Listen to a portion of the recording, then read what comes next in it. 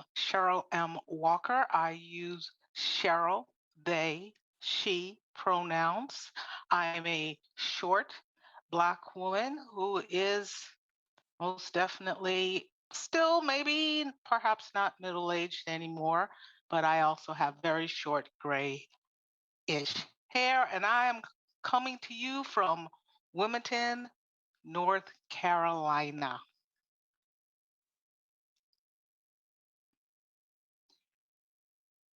Many of you already know that Article 2 is where our principles and sources reside, but it contains more. It is also a statement outlining the primary purposes of the Unitarian Universalist Association of Congregations. Why does it exist? Our current statement says that the purpose of the UUA is to serve the needs of its member congregations, organize new congregations, extend and strengthen Unitarian Universalist institutions, and implement its principles. There is also an inclusion clause which articulates our commitment to being an association of congregations that truly welcome all persons and commit to structuring congregational and associational life in ways that empower and enhance everyone's participation. Finally, Article 2 contains a freedom of belief clause, which affirms individual freedom of belief and the right of congregations to have their own covenants unless they are used as creedal tests. The Article 2 Study Commission has been charged with studying all of Article 2, not just the principles and sources. We are studying Article 2 now because there has not been a significant change to it in this century, which is longer than our bylaws require.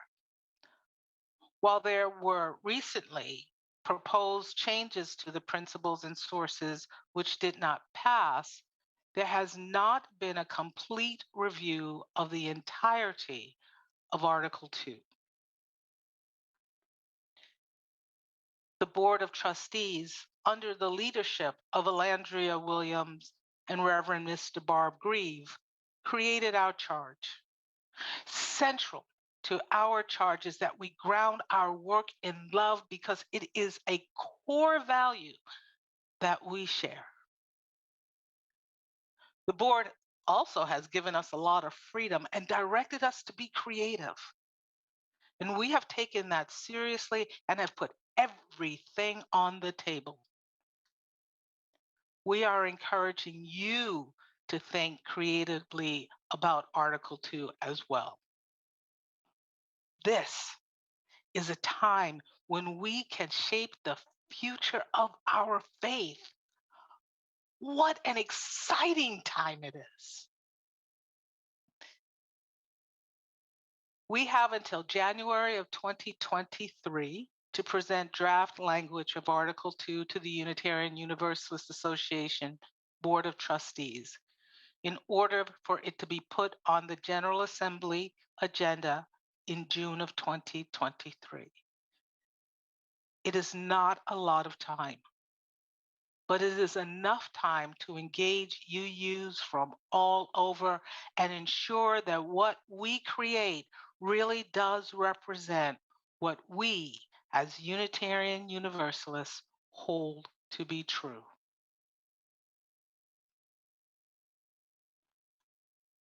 As we've undertaken this work, we've done a lot of thinking and review. We've examined the history of Article 2 from when it was originated during the Unitarian and Universalist merger in 1960 to the creation of our current principles in the 1980s to the revisions that have been made or suggested over the following years.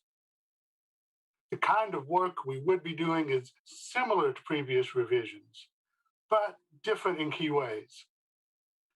Not only are we in a different historical and political time than we were during the last major revision, but we have access to technology we didn't have even 10 years ago.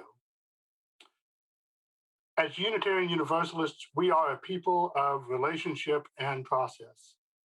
As a part of the preparation work of the Commission, we got to know each other. We knew that if we were going to ground the work of the Commission in love, we would have to love each other. And to do that, we would have to know each other. We've learned each other's life situations and stories, our tragedies and triumphs. We're a really interesting group of people, if you don't mind us saying that about ourselves. But then you get any 6 Unitarian Universalists in a room and you've got a party.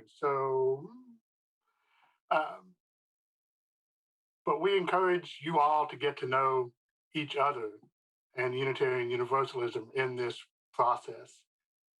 We knew we had to design a process that lived up to the charge we were given and was as inclusive as possible. The Commission on Institutional Change report is an important part of our considerations. We don't know going in what the end result is going to look like. The charge gives us broad latitude to make changes. We wanted the process to be a genuine journey of discernment, not only for ourselves, but for Unitarian Universalists broadly. There should be value for Unitarian Universalists in going through the process itself, not just in the product that we produce to the board and then the board presents to you as delegates for your vote. The questions we've been asking ourselves have to do with the future of Unitarian Universalism and what kind of Article 2 will best serve that future. Where is the burning heart of Unitarian Universalism right now, and how can that light the way forward for the next 20 years? If we believe in the prophetic power of the church and the communities that make it up and the individuals within those communities, how do we design for prophecy? Taking a cue from the ideas of emergent strategy and design thinking, we're setting to work having the conversation necessary to that discernment. We are a learning community, and we will be developing as we go. Designing and iterating, we'll be trying things out, seeing how they work, and then redesigning them to get better and better results.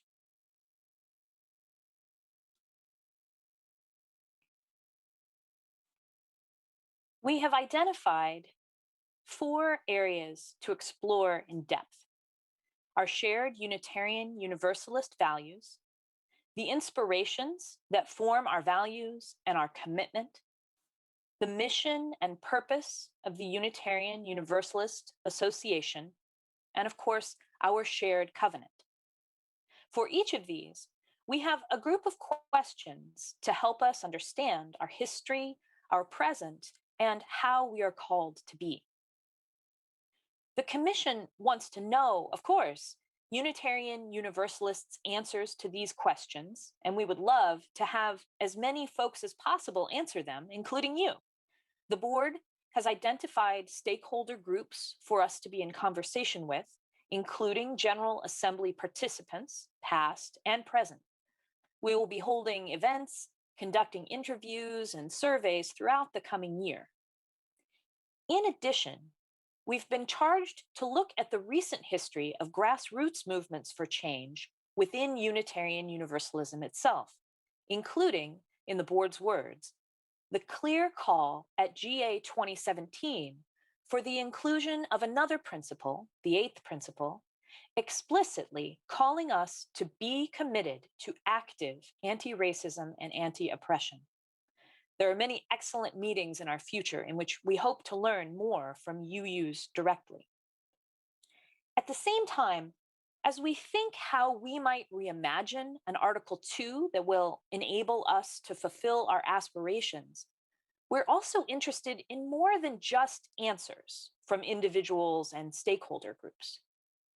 We believe that these questions and these ideas are at the very heart of our ongoing faith formation as Unitarian Universalists, especially now as we think about how to weave the discoveries and experiences of today into our living faith. And so we're hoping that UUs all over will engage in this work not only directly with our commission, but with each other. Ideally, all of our communities will understand this work as something that we're building together, piece by piece, conversation by conversation. And so, as part of our process, we are working to develop ways to help communities have these conversations over the whole next year. This will take many forms. We're working alongside incredibly creative and thoughtful partners who will help the Commission make resources available for UUs in all of our diversity.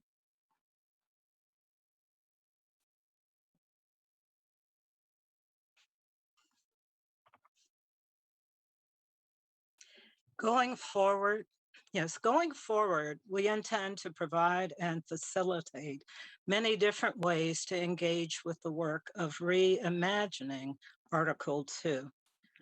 Already in progress is our event series featuring well-known and thoughtful speakers who gather to discuss a key question in our work, followed by an opportunity for participants to provide immediate individual feedback by a survey.